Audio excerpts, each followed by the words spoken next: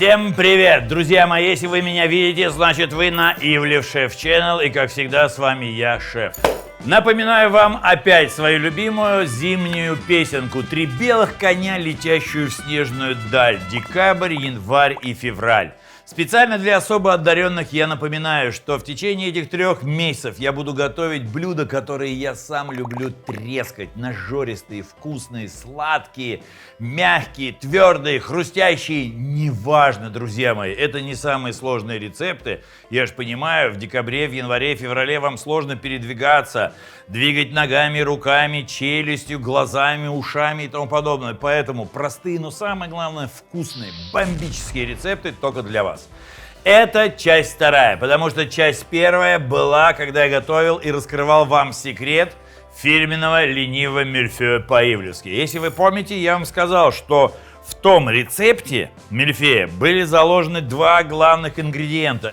Крем здесь, соус здесь, остальные продукты все на Анну Павлову. Анна Павлова, как много в этом слове для сердца русского живет. Наверное, половина моих подписчиков даже и не знает, что была такая легендарная русская балерина Анна Павлова. Больше я ничего не помню. Я только знаю, что этот десерт назвали в честь нее. Идея заключалась в том, что делается пачка. Пачка — это вот это вот платье, скажем так, балерины. Если кто не был, ребят, советую вам сходить в Большой театр. Не так дорого, но зато вы поймете, что женщины вот в этих белых пачках ходят очень даже и ничего, а еще там прыгают мужики в белых лосинах, и они себе картофельные вот сюда подкладывают. Поэтому, когда ты смотришь на балерунов и думаешь, нихера у них причиндалы, вот это да, вот это да. О причиндалах это потом, это вам, друзья хейтеры. Давайте обмусольте от всей истории, я обожаю эту. Я еще сверху посыплю, как всегда, своим любимым хрустящим луком и петрушкой. Анну Павлову я приготовлю так, как я ее люблю, как я ее понимаю. Это не классический рецепт. Это тот рецепт, который я люблю готовить очень часто, потому что у меня друзья любят как мильфей, так же, как и Анну Павлову. Соус готов.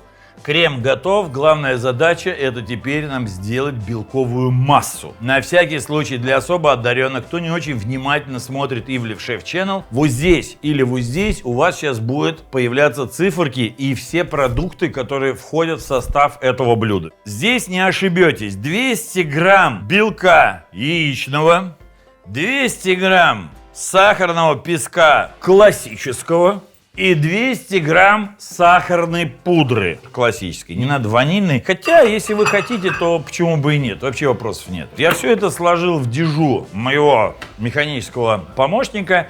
И теперь я всю эту массу буду взбивать чуть выше средней скорости в течение минимум 12-15 минут. Масса должна быть очень стойкой, как и при взбитом белке, либо сливках. То есть должны быть офигенные пики. Вы не знаете, что такое пики? Знаете, я тоже не кондитер, я тоже не знаю, но мне когда-то показали, это безумно очень интересно. Подождем, но учитывая то, что у нас синематограф, поэтому я включаю и через 15 минут типа выключаю.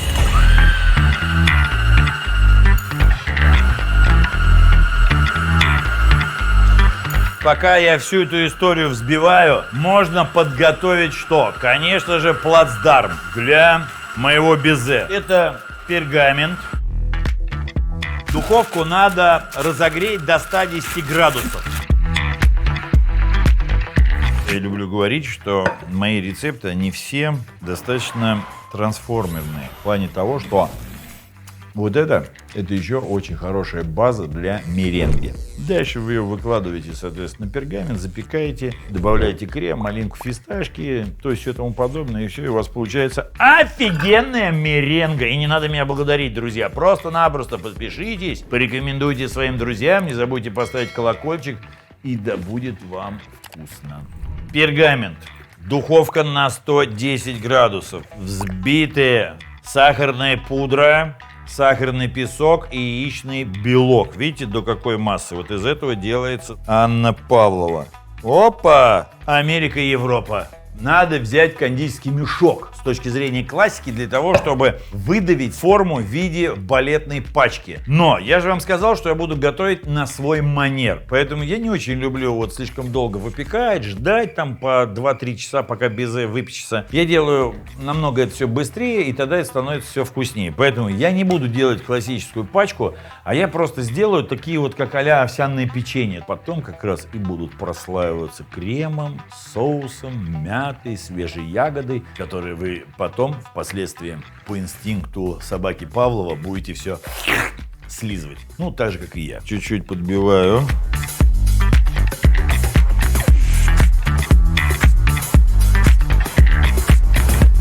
Чтобы масса была более-менее равномерной и удобной, лучше всего, конечно, иногда подмешивать. Кстати, можете посыпать жареным миндалем, арахисом или фисташками, поставить за печь, у вас получится почти а-ля итальянское печенье буртинабоне.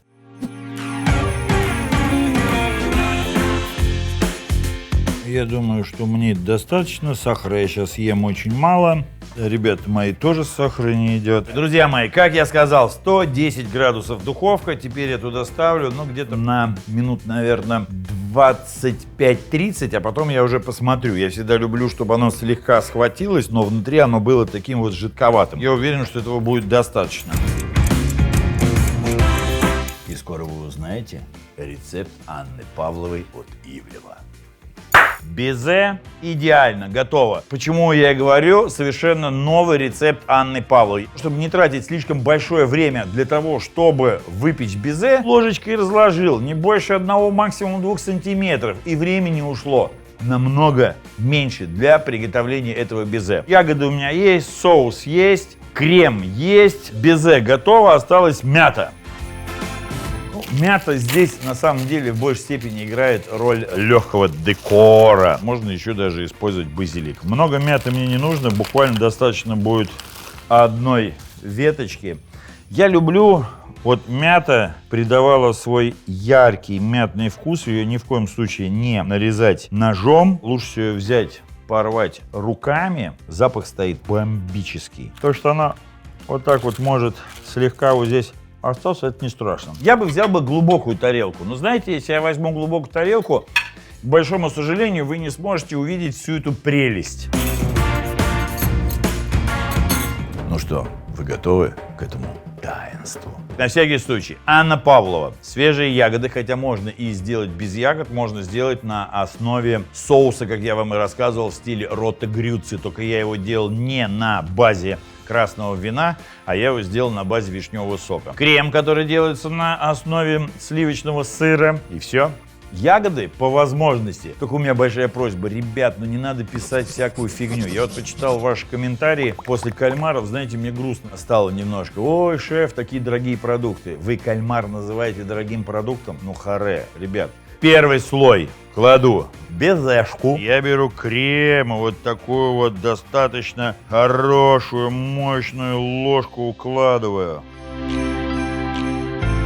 А вот здесь вот уже, друзья мои, я не буду укладывать крем. Можно положить вот сюда вот свежую ягодку. По желанию упала и упала, пусть лежит. Смородина прям разбилась там, ее даже и незаметно почти.